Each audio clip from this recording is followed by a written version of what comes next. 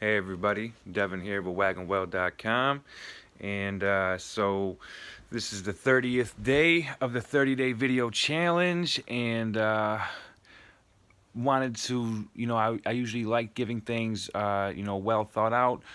Basically been on the fly. I hate doing the videos late at night. I'm definitely gonna keep doing these videos. Maybe even start another 30-day video challenge if I start slacking off on making these videos. Because doing one every day is definitely something I like to really commit to. So basically, today's video is on how do I want to word this? So basically, um, you know, some key elements to actually really building an awesome brand. There's an awesome book called The Blue Ocean Strategy that I definitely recommend. I think it's from I know it's a co-author. I think it's Kim Can, something like that.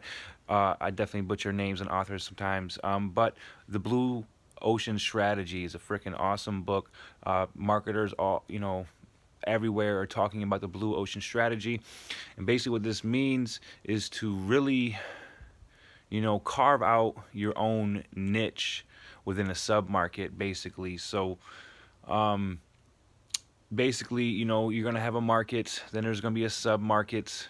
Let's say you're in the health industry, and then the sub-market could be, nutrition. Well, so a blue ocean, if you're in nutrition, there's definitely lots of companies in the nutrition sector, and, you're going to be seeing your competition, and you're going to be noticing some actually have their own niche carved out of the sub-market in within nutrition, even though they're still a health company. They're in the health industry. So basically, one of these, blue oceans, where, definitely the theory behind the blue ocean is, the sharks in the water. It's the red ocean is because everyone is, there's a bunch of sharks and they're feasting. So it's kind of actually hard because everyone's there. So a blue ocean is where, it's wide open for the taking. All the fish is yours, basically. So, to do that is you can actually like subcarve your very own specific niche. So if you're in nutrition, well, you might do nutrition for like a specific type of athlete. So let's say high school, even let's go to high school wrestlers. That'd be even a freaking awesome one because basically you're going to high school.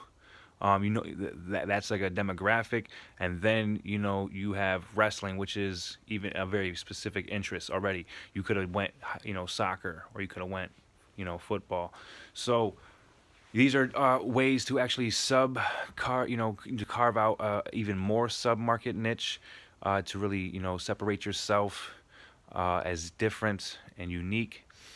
And once you have a blue ocean strategy in place, it's one thing to really keep in mind. And it's I'm trying to think of his name is Kevin Kelly, I believe his name is. And he wrote an article back in like 2008, 2009, and it was titled 1,000 True Fans. So basically, he says as anybody who's basically an artist, like it could be an author or a designer or there's a bunch of different things, but he did say an artist basically, or you know a creator, those type of people. All they really need is about 1,000 true fans to really live a successful life, or live it, be able to pay their bills and make it a career. So 1,000 true fans, it doesn't really seem like it's too impossible to reach. So when he said that, and with his credibility,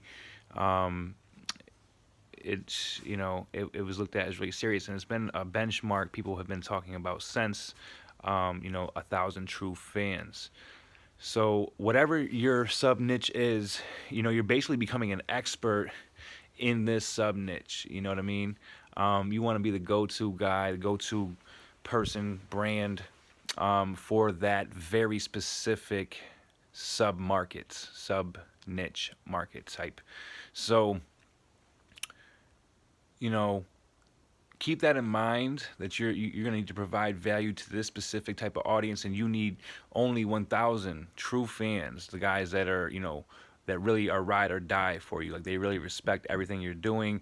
They're going to, drive out of their way to show up to an event. They're going to purchase, the upgraded version of whatever you're selling in comparison to the first version, just to really show support, and because they really love what you do. They're really true fans. So just wanted to keep that in mind for today. I don't know if I have anything else last minute to share.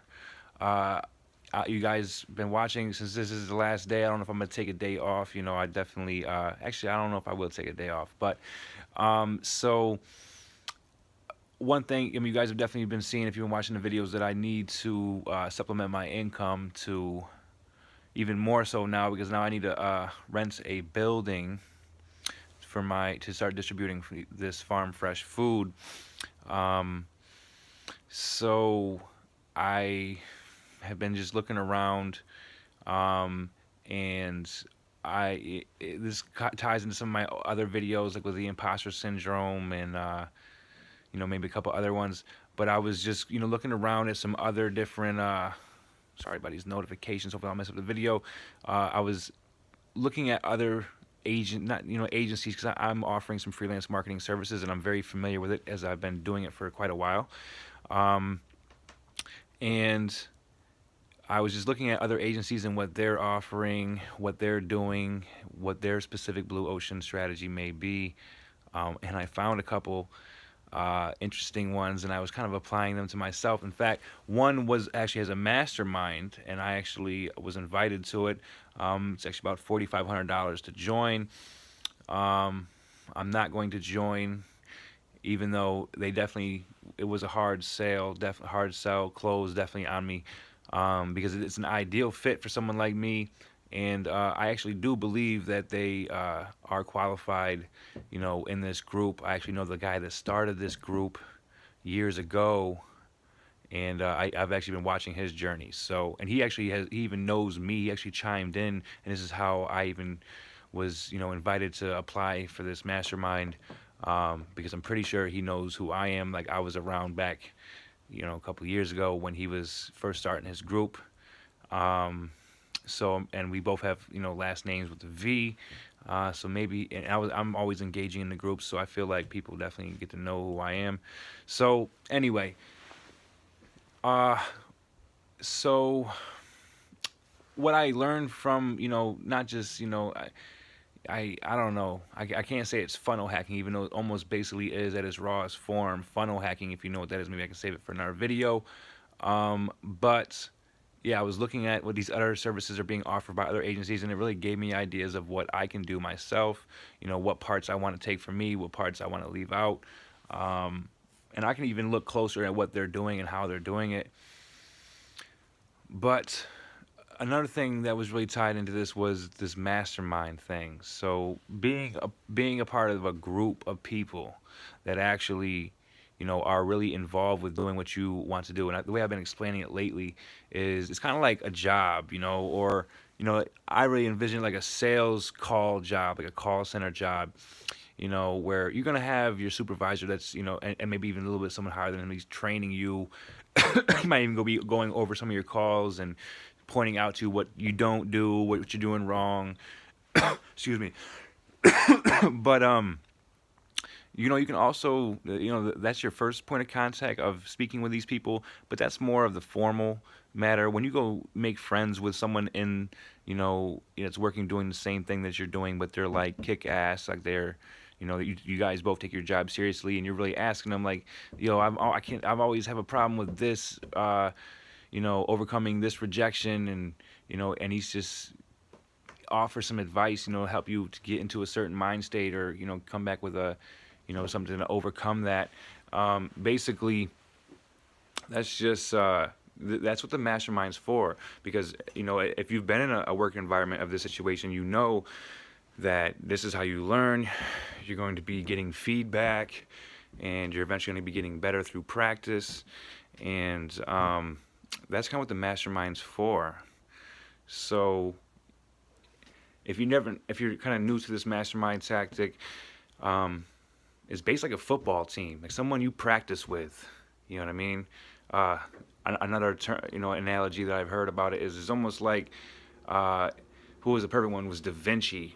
Leonardo da Vinci. Everyone thinks these great guys were doing everything on their own. But the fact of the matter is they were in a mastermind. They were around other people that were coming up with these new ideas and mastering their trade and really being creative and innovative and brainstorming on new techniques. They didn't do it all by themselves. They were around great people. Same thing with Einstein. Like that, you only know the one guy, but there's a whole group around them. And another one that was really a good idea or a good key picture for me was like Sir Camelot or Sir Lancelot. These guys were known for to be great, knights, but really they were around others, and that's how they got better, and it's really a team effort. So join in with a team, find one that really fits in with what you're doing. We're all doing the same, and we're learning from others, and reaching back and teaching others as well. So you learn from people ahead of you, and you share with those that are a couple steps behind you. So I hope you guys found some value from this video. It's the last day of the video challenge. Still keep an eye out for me, guys, and I will definitely be keeping content. So see you guys soon. Enjoy the week.